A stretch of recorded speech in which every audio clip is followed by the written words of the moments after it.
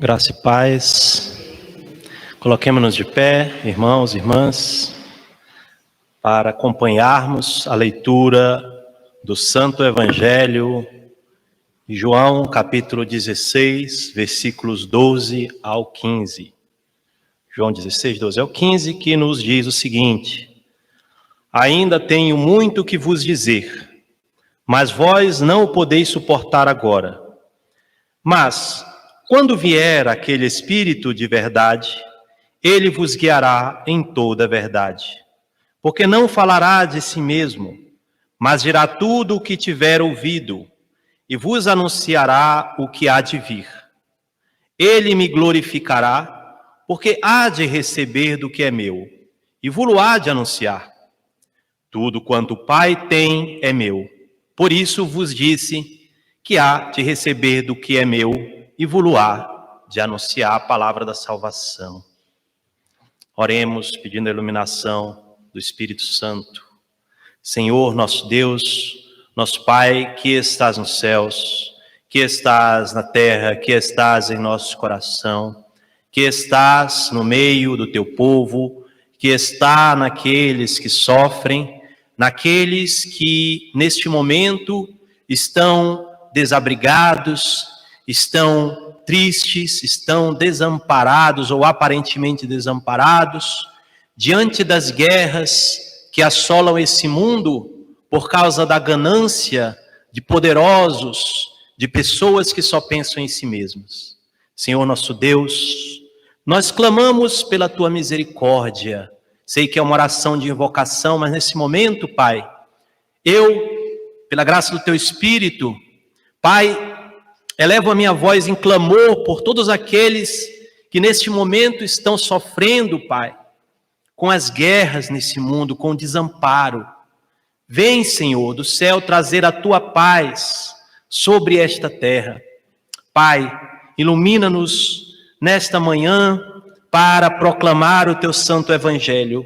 Que essas palavras possam ser palavras de vida ao nosso coração, porque tais são assim, mas que o teu Espírito possa fazer com que elas entrem dentro de nosso ser, trazendo vida, trazendo transformação. É o que pedimos em nome do teu Filho Jesus, hoje e sempre. Amém. Podeis tomar seus assentos, irmãos?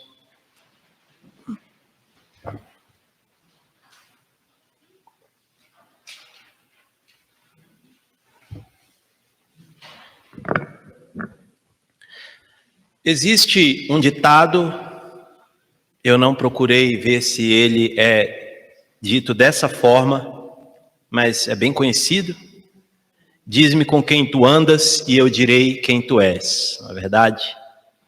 Eu lembro também das palavras da minha mãe, os conselhos do meu pai, sempre aqueles conselhos que diziam: olha, toma cuidado, né? Com quem você vai se envolver, com quem você vai andar, né? Ó, fulano é uma pessoa que não é muito aconselhável, Beltrano, né?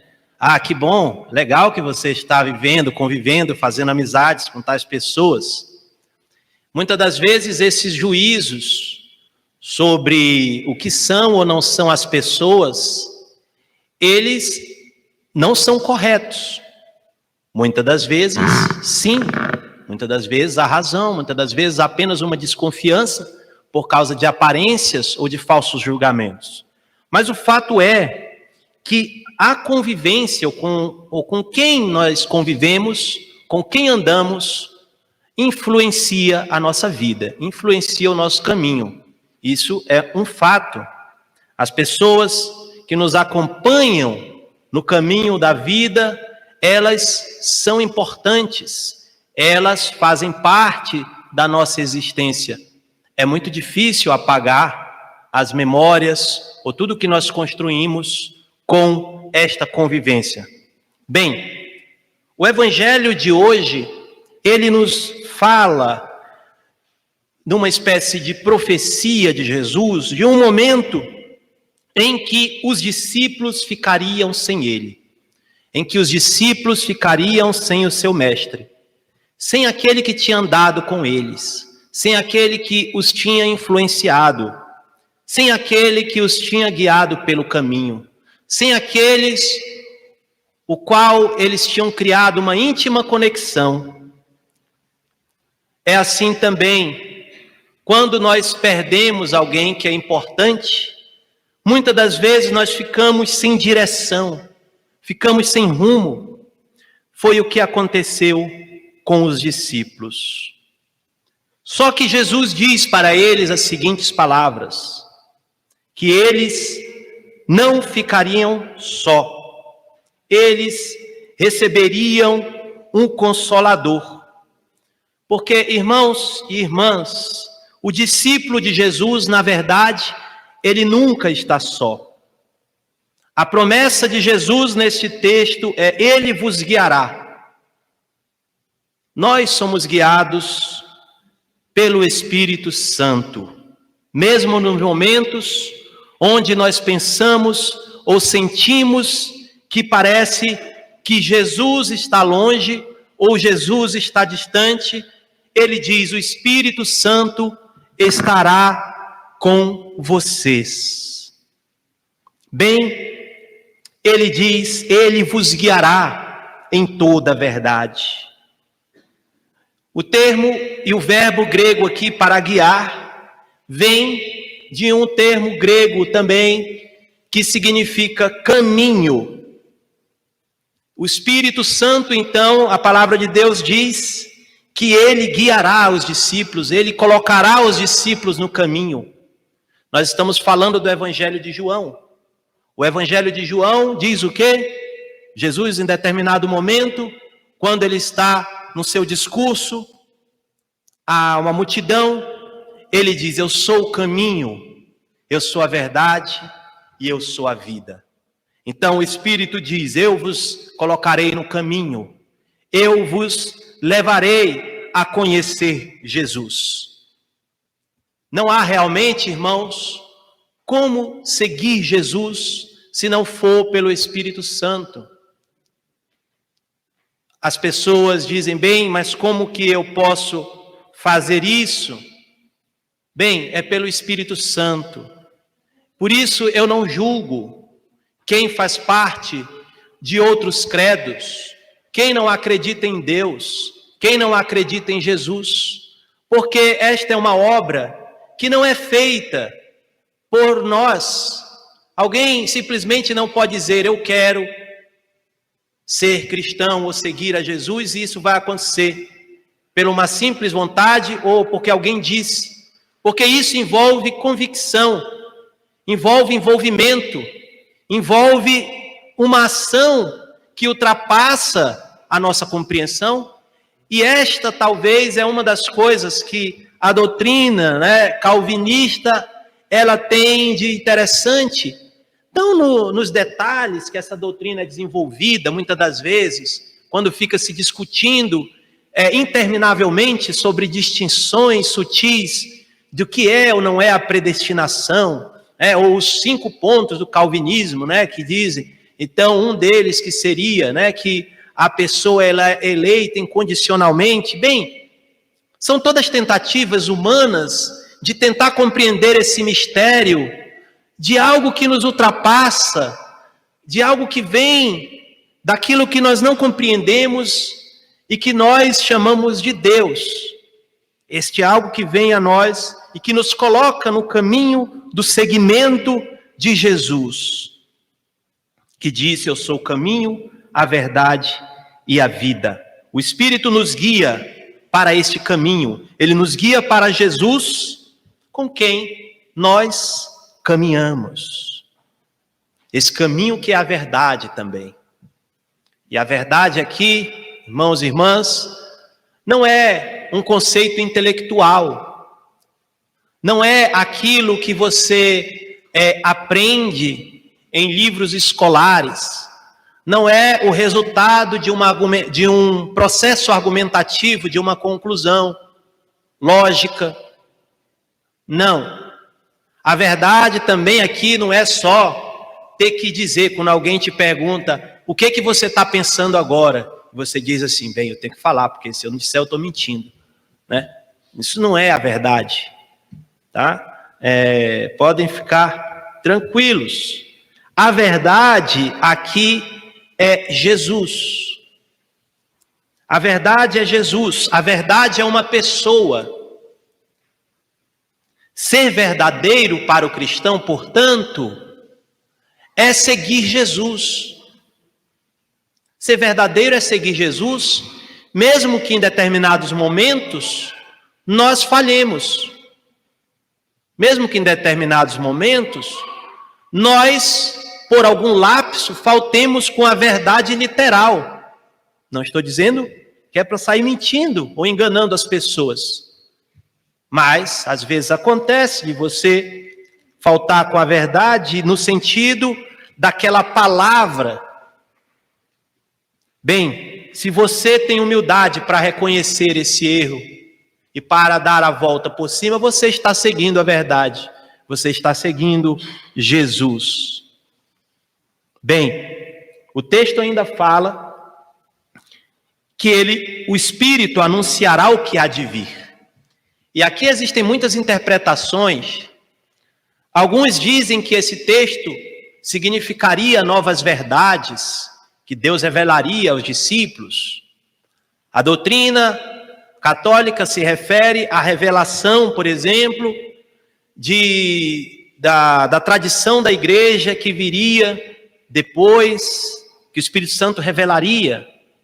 Os protestantes dizem que aqui estava querendo dizer e falara das revelações que seriam dadas aos apóstolos até depois que Jesus morreu, né? Que foram escritos os livros do Novo Testamento.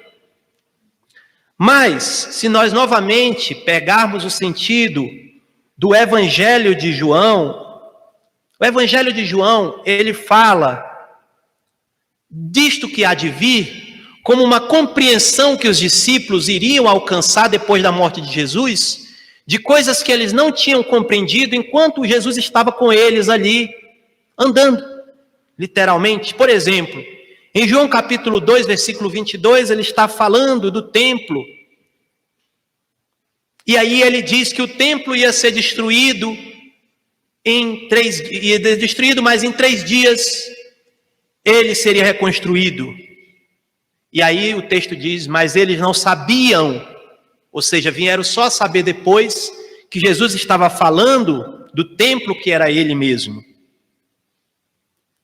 Então, Jesus está dizendo que os discípulos não compreendiam que a verdadeira habitação de Deus somos nós. E que adoramos a Deus em Jesus, seguindo-o. Depois em João 12, capítulo 16, Jesus, ele é um rei montado numa jumenta. Também os discípulos e as pessoas não compreendem esse sinal. Mas posteriormente eles vêm a compreender o quê? A lição preciosa de que o reinado de Jesus não é como o reinado dos poderosos da terra. O reinado de Jesus é o reinado da humildade.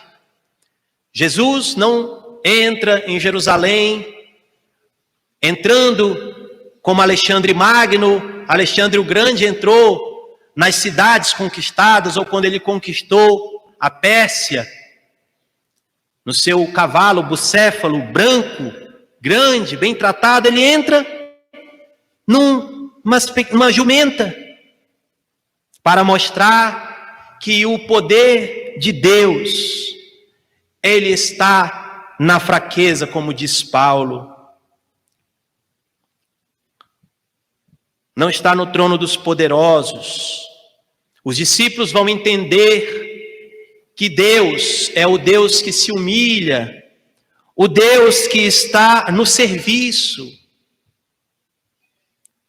Depois em João 13, versículo 13, quando Jesus está na ceia ali com os discípulos, novamente ele vai lavar os pés de Pedro, e Pedro diz, não faça isso, Senhor. Essa cena é conhecida. Não faça isso. E Jesus diz, olha, Pedro, se tu não deixares eu fazer isso, tu não tem parte comigo. Nós não temos parte no reino de Deus se nós não somos humildes, se nós não reconhecemos a nossa limitação, a nossa fraqueza, e que em tudo somos dependentes de Deus, porque também o próprio Deus, ele é exemplo dessa humildade. Mas tem um ponto ainda teológico nesse lava-pés.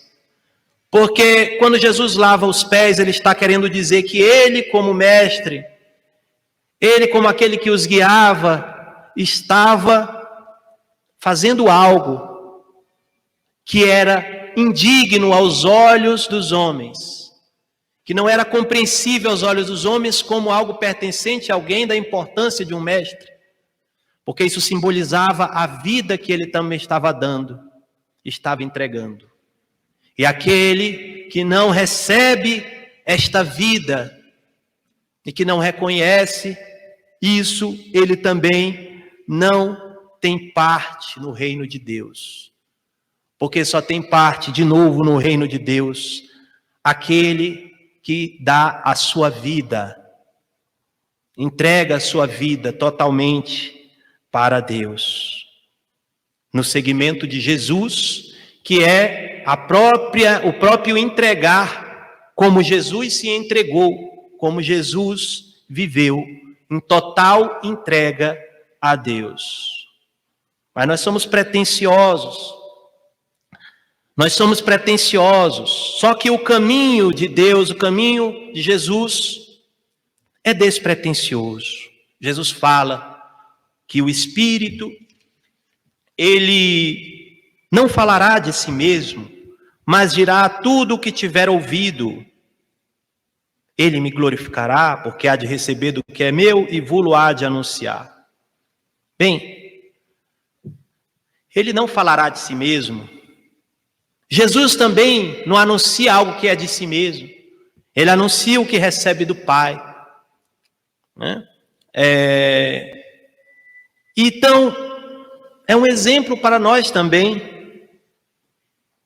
Irmãos, sinceramente, eu me questiono muito nos valores mundanos. Sempre eu me questiono esses valores. Os valores da nossa época são valores de você ser muito inteligente, ou você ser muito bem sucedido na vida, conquistando isso, conquistando aquilo. E eu não sei, sinceramente, aonde isso está levando. Sei, na verdade nós sabemos onde está levando. Imagine que se nós vivêssemos em simplicidade, com coisas básicas, sem querer muita coisa, certamente nós viveríamos muito melhores, sem pretender. E é claro que nós somos vítimas também de todo esse sistema que nos diz todo dia o que nós temos que ter, comprar, fazer para sermos felizes. E nós interiorizamos isso, né? Que nós seremos felizes se tivermos isso, se tivermos aquilo, se fizermos isso, se fizermos aquilo. E tudo, é claro, custa dinheiro. E se custa dinheiro, eu tenho que trabalhar mais, né? E trabalhar para ter aquilo.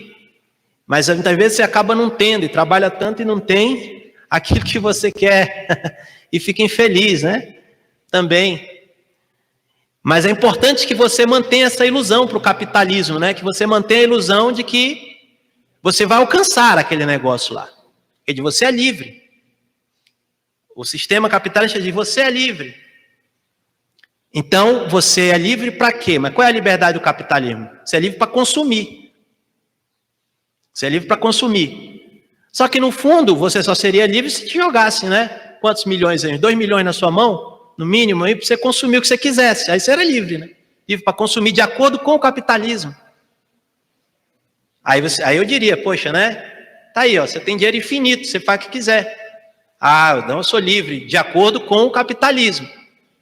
Mas, na verdade, você passa a vida toda trabalhando como escravo e não tem aquilo que ele promete. E todo mundo vai caindo nesse conto do vigário. Do vigário não é, né? Que é uma má expressão. É?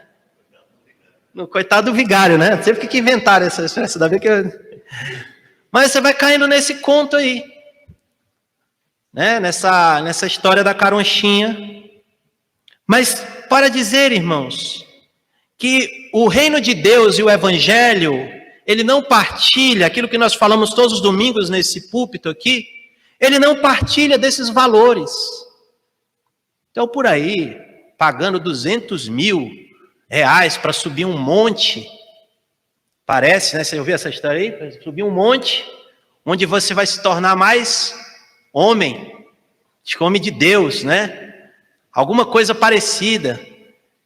E lá, aquele monte de homem chora, se abraça, porque eles estão tendo alguma recepção de Deus, mas tem que pagar 200 mil reais, 20 mil reais, pela alegria de Deus, pela graça de Deus, que é de graça, para ser feliz com Jesus. Não precisa isso, irmãos. Precisa seguir Jesus só. Não precisa nada disso que as pessoas inventam. Área VIP, em não sei mais aonde, para assistir um culto. Porque ele tem uma justificativa, que é assim, se você for lá, a pessoa ela é muito famosa, e todo mundo vai querer ficar perto daquela pessoa, e vai querer ficar pedindo um autógrafo no meio do culto, fazendo qualquer coisa, então tem que ter uma área VIP para a pessoa.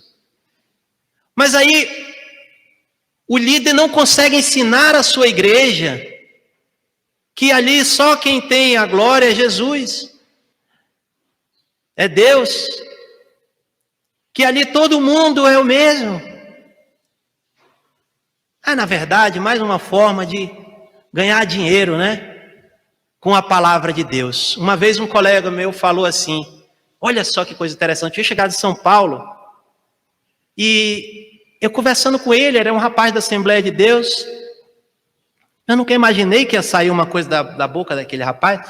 Ele falou assim, olha, você imagina que Paulo escreveu a carta, aquelas cartas de Filipenses, lá numa cadeia fétida, onde ele não tinha nem onde fazer suas necessidades direito. E hoje em dia as pessoas ganham milhões com essa palavra que Paulo escreveu numa cadeia, numa prisão, sem ter dinheiro, sofrendo. Veja só, irmãos, o que tornaram o evangelho. Irmãos, não ansiemos grandes coisas. Eu falo de mim, porque eu já fui assim, ansiando grandes coisas, mas na verdade só trazendo preocupações, ilusões que nos fazem sofrer. Mas você precisa ter um sentido para a sua vida. Você precisa, né? Irmãos, não preciso. Eu preciso de Jesus. Eu preciso de Jesus, seguir Jesus Cristo pobre, seguir Jesus Cristo humilde, seguir Jesus Cristo despretensioso, contra os poderes do mundo, mas pretensioso contra os poderosos, contra aqueles que querem nos enganar, dizendo que precisamos de grandes coisas, precisamos fazer grandes coisas, precisamos conquistar o mundo, precisamos lançar um satélite na Lua, precisamos isso e aquilo, destruir, precisamos ver e encontrar um lugar para habitar no universo, porque o nosso conhecimento com o qual nós chegamos a encontrar um lugar para habitar no universo é o mesmo conhecimento que levou-nos a destruir o nosso planeta para habitarmos em outro. Que absurdo, não é? Se nós pudermos somente preservar isso aqui, e preservar como que seria? Só vivendo aqui, gente. Como os índios fazem, como as pessoas fazem. Eu sei, você está falando de um sonho, pastor. Sim, talvez seja um sonho. Mas o cristão, a todo momento, ele vive essa vida. Não falará de si mesmo, falará o que ouvir. Nós falamos muito, irmãos. Mas o Espírito Santo, ele ensina-nos a ouvir, a aprender, a escutar. Escutar Deus, escutar Jesus, escutar o Espírito, escutar a si mesmo. Nós vivemos num tempo de muito barulho, de muita falação, de muitas palavras, de muitas ideias. Mas escutar é a sabedoria.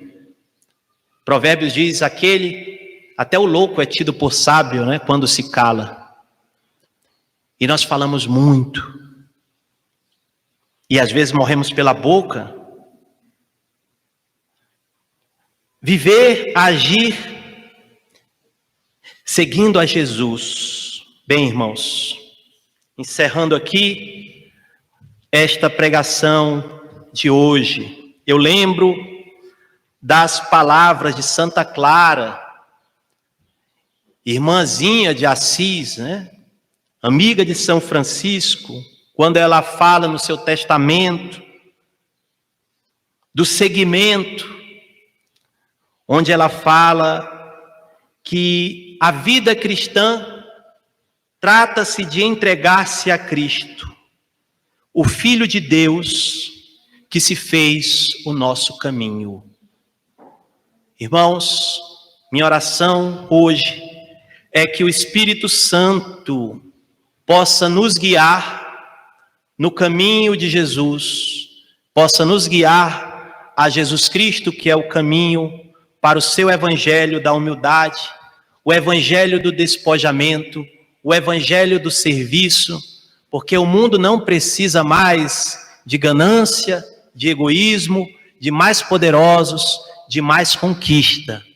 O mundo está precisando de humildade, de ouvir mais, de abrir mão de seus desejos, de seus egoísmos. É disso que o mundo está precisando. Nós precisamos escutar mais a natureza que está clamando. Precisamos escutar mais os sinais dos tempos. Esse mundo precisa. E nós fomos incumbidos dessa missão tão preciosa de levar essa mensagem para este mundo que, na verdade, está perdido pelo egoísmo. Deus colocou como seguidor de Jesus Cristo esta responsabilidade em nossas mãos, que não é um esforço, é um privilégio. Não precisa fazer muito para isso, irmãos. Precisa só deixar Deus ser o centro das nossas vidas. Que Deus em Cristo nos abençoe, em nome do seu Filho Jesus. Amém.